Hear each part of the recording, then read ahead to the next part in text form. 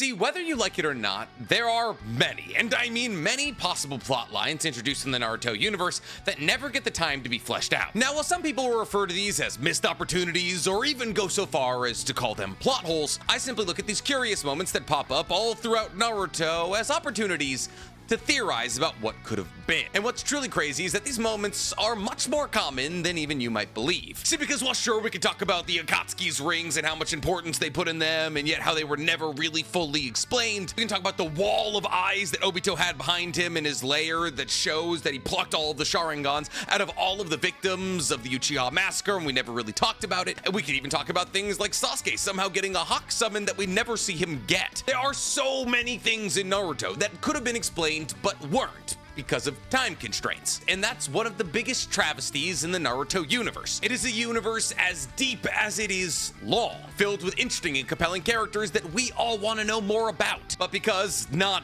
every manga gets to be One Piece, unfortunately, sometimes they gotta come to an end. And thus a lot of the questions that are posed by the Naruto manga itself never get their answer, unfortunately. But what about things in the Naruto manga that weren't put in to necessarily even be questions, but became them nonetheless? Kisame being a shark person, Hidan having immortality. Moments where we, as rational consumers of the IP, went, Hey, hold on. That's not like anything else we've seen thus far. How did this happen? And as much as I hate to admit it, that happens more often than not in the Naruto universe. And while Hidan's immortality and Kisame's shark personness are probably the most glaring and potent examples of that, one of the more nuanced and rather interesting examples of that revolves around that guy. No, not that guy with the toothpick. No, not that guy who tries to sap chakra out of Kisame. You know, that guy with the bandage over his nose. Now, that guy is known as Kotetsu Hagane. And while Kotetsu Hagane is a background character in Naruto, that doesn't mean that he is a character as in as ripe for exposition and intrigue as anybody else in the story. See, because Kotetsu Hagane, outside of just being that guy, also has one of the most interesting weapons in the entirety of the Naruto universe. A weapon as interesting as Samehada. And that's because functionally it looks and operates somewhat similar to Samehada. But for those of you who aren't huge Kotetsu Hagane fans, you're probably a bit confused on what I'm talking about. Well, I'm talking about Kotetsu Hagane's conch shell mace. A weapon so incredibly obscure it wasn't actually even technically given a name until a Naruto mobile game came out and named it. But if you're wondering to yourself, Nick, if this weapon is so incredibly obscure that we needed a Naruto mobile game to name it, why are we talking about it today? Well, that'd be because, there's a fair amount of evidence to prove that somehow Kotetsu Hagane got his hands on Isobu's eye, which means somehow, someway, Kotetsu Hagane is a wielder of a tailed beast-based weapon. And while that sounds like a crazy crackpot theory, if this theory does prove to be correct, it can not only speak to the idea that the Senju married off into Konoha and eventually dispersed their clan through the blood of Konoha, but could also explain why the Hidden Mist was planning on using Rin as a Trojan horse with Isobu. That is to say that understanding this weird weapon wielded by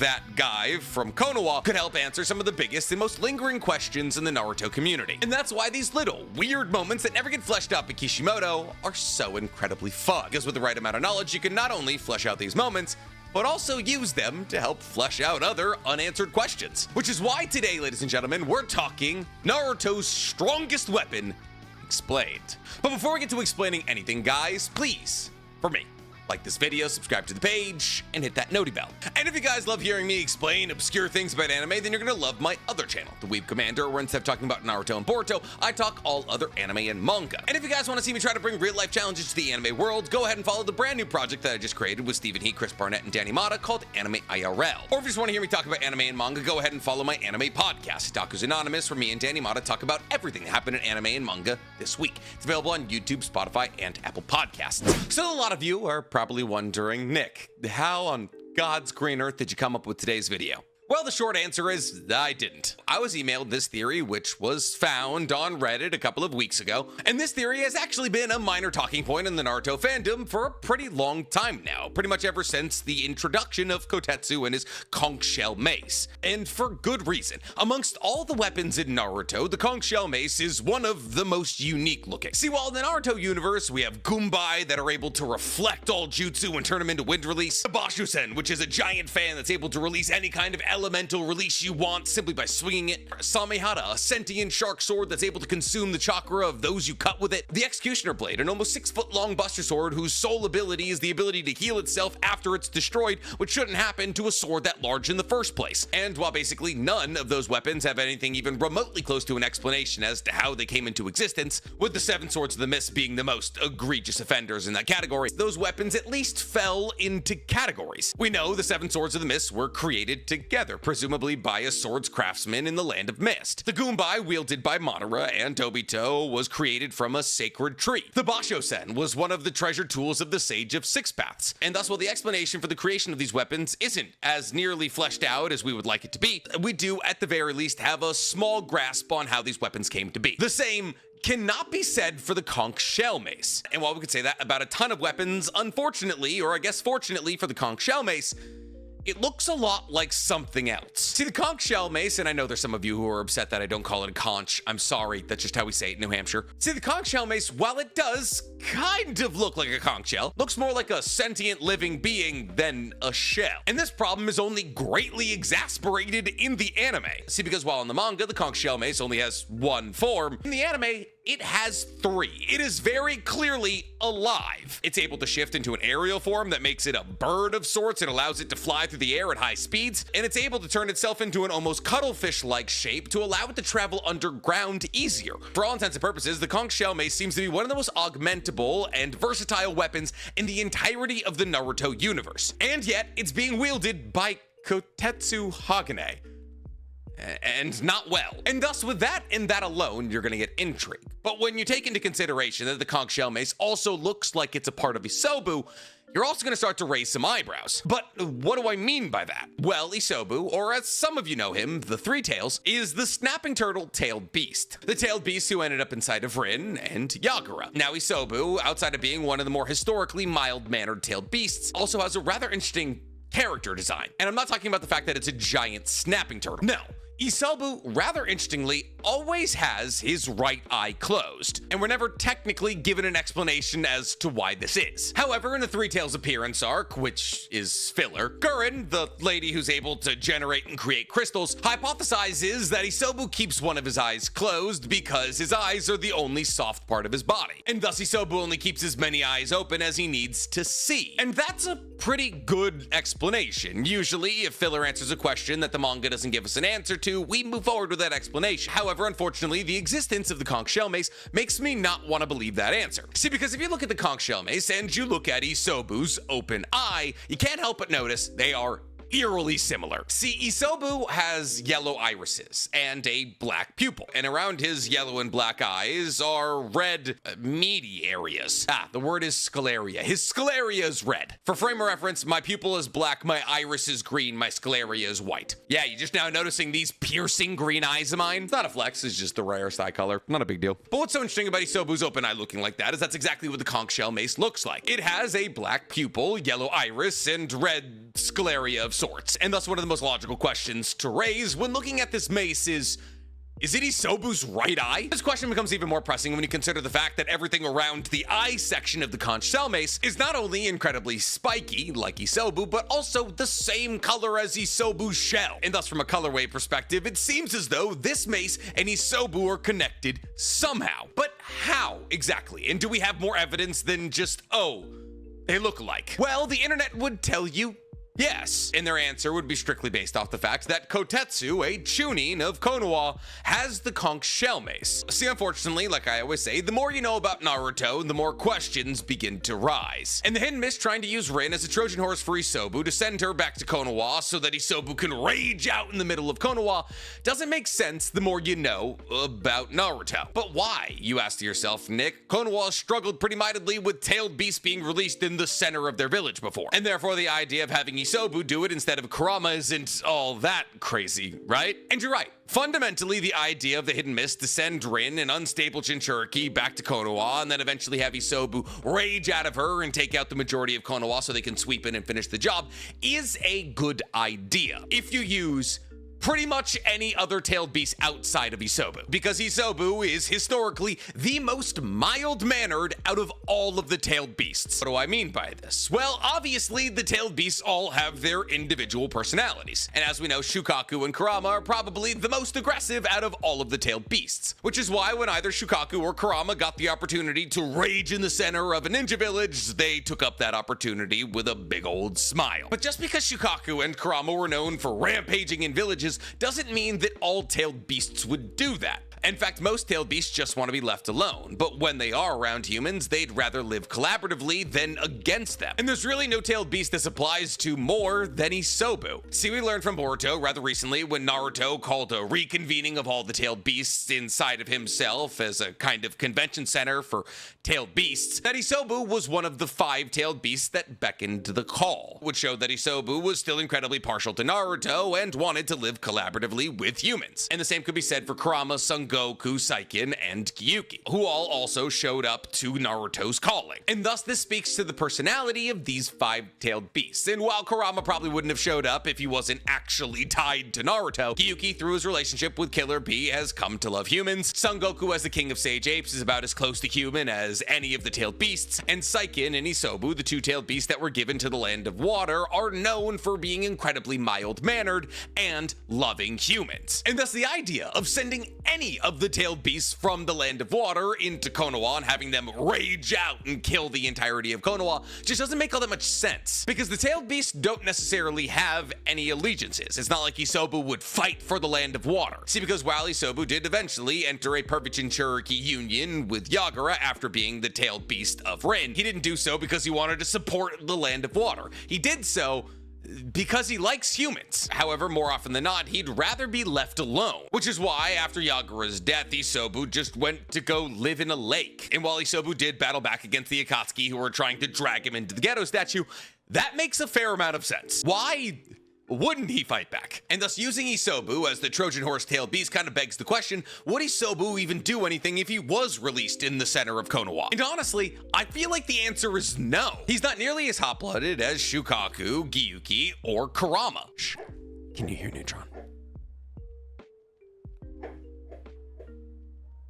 He's having a nightmare. So then why would the village hidden in the mist, who should know this better than anybody, send Isobu? Well, you might say, oh, they didn't have an option, and I guess to a degree you'd be correct. But asking that question also leads us to a possible answer that for some reason Isobu would rage out if placed in the center of Konoha. And that answer lies in the fact that Isobu might have a long-standing beef with Konoha. But why? Why would the most mild-mannered tailed beast want to destroy Konoha? And the answer for that lies with our very own Pokemon trainer in the Naruto universe, Hashirama. See, as we all know, Hashirama, after the foundation of Konoha, went on a bit of a tailed beast collection spree, after realizing their awesome and daunting power in a battle against Kurama and Madara. And it's during this tailed beast collection spree that Hashirama was able to find Isobu and collect him, after which he promptly sold Isobu to the land of water alongside Saiken. But we don't know how this battle went down, because after all, this period in time is not incredibly well documented. However, what we do know is that by the time that Isobu was placed in Rin, he was doing his whole one eye closed thingy, which implies that if possibly Isobu isn't just closing his eye to keep one of his eyes protected, that he could have at one point actually lost an eye. And if there's one person in Isobu's life who ever actually would have had the opportunity and the strength to take one of his eyes, the only person it really could have ever been was Hashirama. And thus this theory dictates that in Hashirama's battle against Isobu, Hashirama had to take one of Isobu's eyes to come out victorious. And in actuality, this makes a fair amount of sense. See, if we think about the reason that Gurren gave us as to why Isobu would keep one of his eyes closed, that his eyes were the only weak spot on his body, we can see why anybody who would find themselves toe-to-toe with Isobu would target his eyes. However, why would Hashirama, one of the strongest ninjas of all time, who had a kit specifically built to battle against tailed beasts, need to go for one of Isobu's weaknesses? Well, the answer is rather simple, and it has to do with how Isobu fights. See, Isobu is like a mix of an armadillo, a roly-poly, and a snapping turtle. That is to say that when he's trying to battle against people, he rolls his body into that of a ball and spins at people at high velocity. And because of the sheer strength of his outer shell and the spikes that protrude out of it, anybody he comes into contact with is shredded to pieces. Now, with this effect, Hashirama, who would be able to most likely stop him with his wood release,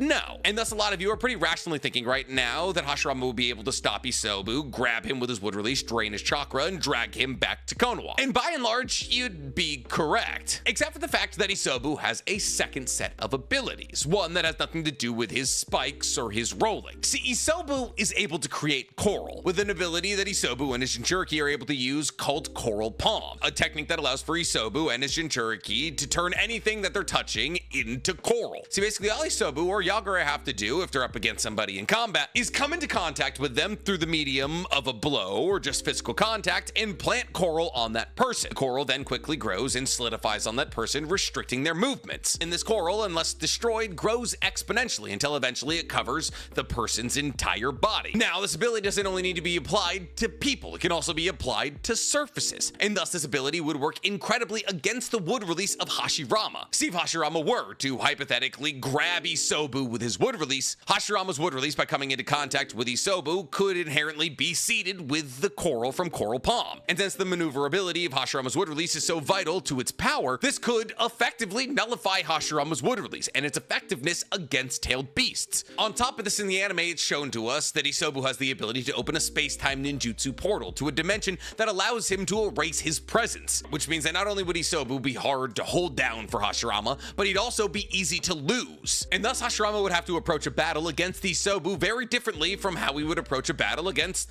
basically any other tailed beast. Which would mean, more likely than not, Hashirama would have to look for weak spots in Isobu's literal armor, one of which could be his eyes. And thus the real reason that the Hidden Mist was willing to gamble one of their two tailed beasts away and send them to Konoha was because the Hidden Mist knew that once Isobu got within the confines of Konoha, the anger of losing half his face to a battle against Hashirama would cause him to destroy Konoha. And this becomes doubly reasonable when you consider the fact that Konoha, in this possibility, added insult to injury, and instead of simply just taking half of Isobu's face, they also turned half of Isobu's face into a weapon that they now pass down to their Chunin. And thus the somewhat ever-existent plot hole of why the most mild-mannered tailed beast would be sent as a Trojan horse to one of the most powerful nations in the entirety of the Naruto universe could be answered by simply examining a weapon used by a nobody. But is he actually a nobody? See, because if we go through with this line of logic and assume that Hashirama not only took part of Isobu's face, but also turned that part of Isobu's face into a weapon, that weapon eventually ending up in the hands of Kotetsu Hagane is slightly confusing. Because shouldn't that be a Senju weapon? Shouldn't be passed through the Senju line like the Gunbai is passed through the Uchiha clan? But unfortunately, that can't necessarily happen with the Senju clan on account of the fact that the Senju clan barely exists anymore. And the reason that we on this channel believe that the Senju clan barely exists in Konoha anymore is because the Senju decided to do the exact opposite of the Uchiha and marry into Konoha, muddying their bloodline but strengthening Konoha. And thus the reason that a relatively no-name has the conch shell mace, which could be the right side of Isobu's face, isn't sheer happenstance, but instead because Kotetsu Hagane is a far-off descendant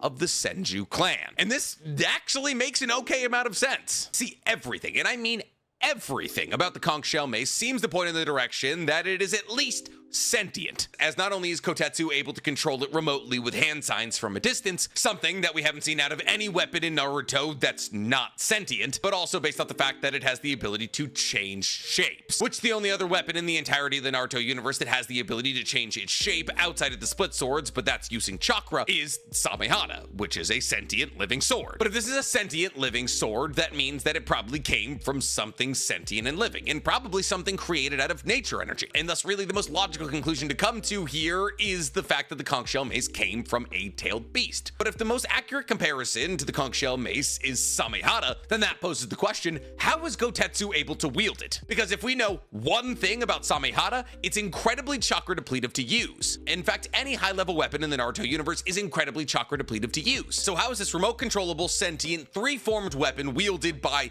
one of the wall guards? Well, the answer is simple. His chakra reserves are bigger than your average person's. And what were the Senju and their far-off relatives, the Uzumaki, known for? Chakra. in life force. And thus, not only does his weapon possibly answer the question of why Isobu would be sent to destroy Konoha, but it also bolsters the theory that the Senju decided to marry into Konoha and give up their surnames, as this weapon that looks like it's a missing part of a tailed beast that very notably keeps one of its eyes closed is wielded by a character whose last name is not Senju and who has black hair. And when you tie all of this into the fact that the conch shell mace has been shown to be able to fire off water release, much like Isobu, there's almost too many points tying the conch shell mace to Isobu to ignore. So the question becomes, do I believe the conch shell mace is Isobu's right eye? And the answer is no. Yes, I do understand that the visual similarities are striking and hard to ignore. And yes, I do believe that Kishimoto introduced this weapon to possibly be tied to Isobu in one way or another, but just ran out of time and wasn't able to do it. However, unfortunately, Gurren's explanation that Isobu keeps one of his eyes closed to protect his weak spots is not only the only explanation we have for why Isobu would do that, but also makes a lot of sense. Not just because it would make sense for Isobu to cover his weak points, but also because we've seen baby Isobu. When Hagoromo was explaining how we split the 10 tails into the 9-tailed beasts, we see the juvenile forms of all 9-tailed beasts. And guess who's got his right eye closed even as a couple of minute old concept? Isobu. And therefore, unless Hagoromo was the person who decided to rip out Isobu's right eye and turn it into a mace, therefore making the conch shell mace one of the treasure tools of the Sage of Six Paths, the idea that Isobu, who kept his right eye closed from the moment of his conception, had his right eye ripped out by Hashirama in a battle later on, thousands of years in the future, that would then be converted into a mace, seems like a bit of a stretch. But I will not deny that it's a fun theory. But I'm curious to hear from you guys. Do you believe that the conch shell mace is Isobu's right eye? And what's your favorite weapon from the Naruto universe? Tell me in the comments below. And while you guys are down there, please, for me, like this video, subscribe to the page, and hit that noti bell